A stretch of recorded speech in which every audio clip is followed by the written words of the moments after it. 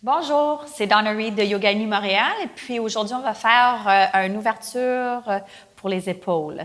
J'aime cet exercice souvent quand je fais des back bends comme Urdhva Dhanurasana ou même Pincha Mayurasana, puis même des fois la posture sur la tête. Fait que c'est un bon exercice pour se rendre dans ces postures-là. OK? Alors, vous commencez sur le côté de votre chaise avec l'extérieur de votre cuisse vraiment collé sur la chaise. Après ça, on amène le bras à l'intérieur, puis on vient mettre la main sur le haut de la chaise. Par après, on s'en vient mettre les omoplates au devant du siège, puis on vient mettre le bas des omoplates sur la bordure. Pour amener l'autre bras à l'intérieur, il faut amener la tête vers l'avant. Alors, il ne faut pas amener la tête en arrière parce qu'elle peut rester poignée ou elle peut même pas se placer. Puis là, les gens essayent de tourner la tête. Faites pas ça. Avancez vers le devant avec vos pieds, puis là, amenez vos bras à l'intérieur. Une fois que le bras est à l'intérieur, là, on ramène les omoplates sur la bordure de la chaise. Et par après, on va aller chercher les pattes en bas de la chaise.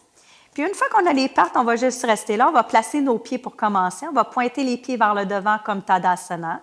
Et par après, on va lever le bassin pour qu'il soit dans une posture neutre. Fait qu'on va amener le coccyx vers le devant. Puis en même temps, on imagine un petit bloc à l'intérieur des cuisses pour garder les jambes fortes.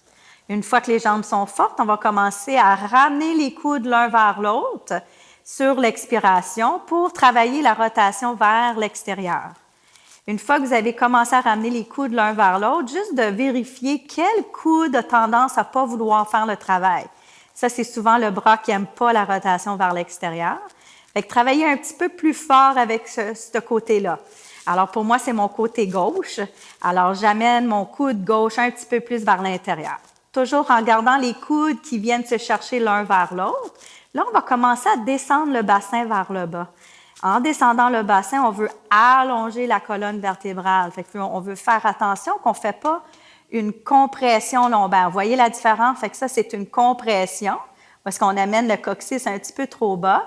À la place, on va l'allonger. On l'amène quand même vers le bas, mais on allonge le coccyx vers le devant de la salle pour garder la colonne vertébrale longue. On fait toujours ça en même temps qu'on serre les coudes l'un vers l'autre. On peut rester ici quelques respirations. Une fois qu'on a resté ici quelques respirations, on pousse dans les pieds au niveau des gros orteils intérieurs des talons.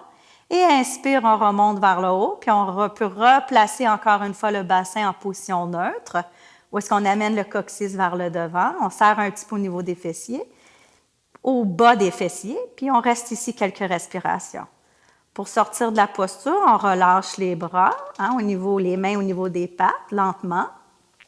Et puis, on sort un bras à la fois, toujours en marchant les pieds vers le devant. Fait que faites attention de ne pas marcher les pieds vers l'arrière. Il faut les marcher vers l'avant. Et par après, on descend le bassin lentement jusqu'à temps qu'on touche au parterre. J'espère que vous avez aimé l'exercice. Essayez-le à la maison. Merci.